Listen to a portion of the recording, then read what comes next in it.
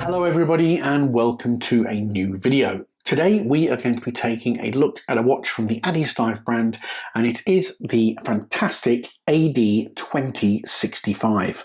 Now, for those of you with a keen eye, you will notice that this is a homage to a Grand Seiko GMT. Admittedly, this watch is a quartz alternative, but to me that just says reliability and ease of use without any of the servicing hassles. One thing that you will know about this Addiesdive watch is that they are very good value. I'm going to put up in the video now the price that you can get it from AliExpress. I have got links in the video though, and fair warning, I am an AliExpress affiliate, so if you do make a purchase using these links, then you are directly supporting the channel because we do make a small commission. Any money that we do make is put back into watches so we can create more content. So thank you in advance for any of you that make a purchase using that link. So with all that being said, let's turn the camera around and take a look at this new Addiesdive AD2065. So let's kick things off with the dimensions. The AD2065 is a classic dress watch, and as such it has a 36mm diameter. In terms of top to bottom lugs, it is a similar vein, quite small, 46mm from top to bottom. When we actually look at the thickness of this watch, it is a little bit thicker than you would expect because of that bubble crystal, but it's 11.3mm. One thing that is different for this watch from many others is that it has slightly smaller lugs sitting at 19mm, whereas you typically find 20mm the standard lug width across AliExpress watches like this. In terms of the weight, you're looking at 112 grams on this 316L steel bracelet. So while we're on the topic of the bracelet, let's take a look at that in more detail. First things first, you do have solid end links, which is great at this particular price point. Fitting on that to the case was quite tight as well, which is always a bonus. You can see there you do have a brushed oyster link, and it is a pin adjustment, which can be a little bit fiddly, but Addiesdive do send you a tool so you can adjust it yourself. You can see there you do have a pressed clasp with the Addiesdive logo, and it's got that dual button security opening.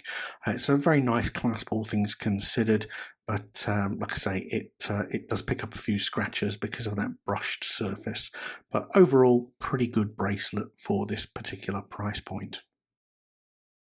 Moving to some on the wrist footage. For those of you who haven't watched my videos previously, my wrist size sits at about 7¼ inches. At 36mm, you'd be forgiven for thinking that this watch might be a little bit too small. And I think if you sort of wear watches that sit around about that 40 to 42mm mark, the first impression when you put it on is that it's a little bit small. But trust me, that does sort of disappear quite quickly.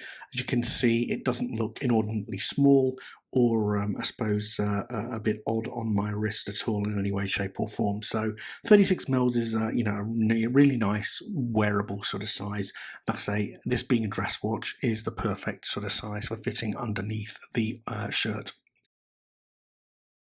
So moving on to the specs for the watch, you do have a Swizz Ronda 515 24H quartz movement.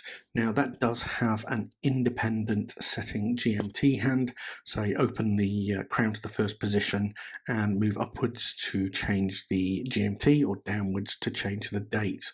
So it does allow you to adjust that GMT hand very quickly if you need to. As it is quartz, you are only going to have to change battery. You're not going to have to go and get it serviced, but be aware you do have the tick as opposed to the automatic sweeping movement.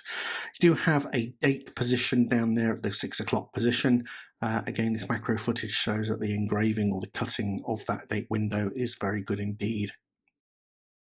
In terms of the sapphire crystal, it's actually a domed hardlex. It does have an anti-reflective coating attached to it though, so you are protected against glare, and it's very easy to read the dial on this watch. Moving on to the case of the watch, you do have a I would call it a Rolex Explorer style case. Even though the face of this watch looks like a Grand Seiko, the case does remind me very much of a mid sort of case-sized Rolex. It's got that very nice bulbous rounded finish to it. Beautiful polishing on the sides, as you can see, and on the bezel. Which sort of gives that that crystal a little bit of a blending into the case, if that makes sense. But overall, very, very well finished. You do have a signed Addiesdive crown, and it is screw down, further enhancing the 100 meters water resistance. Moving on to the dial, you can see here in the macro footage, you do have that beautiful blued 24-hour GMT hand. You can see there you do have an inner chapter ring, which allows you to understand what time it is in a second time zone. Again, you know, this watch, whilst it is a dress watch, I think it does have a little bit more of a sporty appeal, maybe due to that blued sort of hand, I don't know, but it, like I say, it does come across as something that you could wear for all occasions. The dial does have a stardust type effect, and you can see there you have those cabochon style indices that reflect the light really well. The dial does have some lume on it as well, so you're not going to be, I suppose, too disappointed by low light performance with this watch. And you can see there the pinions are very good indeed. Finishing's quite good for this price point. So my closing thoughts on this watch. Well, at 36 mils, I thought it was going to be too small, but after wearing it for a couple of hours, it settled down and felt quite normal. In fact, actually, didn't really feel like I was wearing a watch, which was really nice, especially when I'm sort of used to wearing large divers, which is my go-to watch. So this was somewhat of a change, and a pleasant one at that. In terms of the fact that it's quartz, that doesn't particularly bother me, but I'm guessing that it may upset some people who just like mechanical watches. But if you're after convenience, you can just grab it out of the watch box and put it on and not have to adjust it, then it's going to be right up your alley. The one thing I would say, which is a bit of a negative, and that's probably more age related, is that I found it difficult to read that inner chapter ring with the 24-hour time, but maybe that's just a sign that I need to get myself some new glasses. Otherwise though, I thought the watch was very well finished. It's a very good price point, and certainly if you like that classic Grand Seiko look, then this is something you should certainly consider.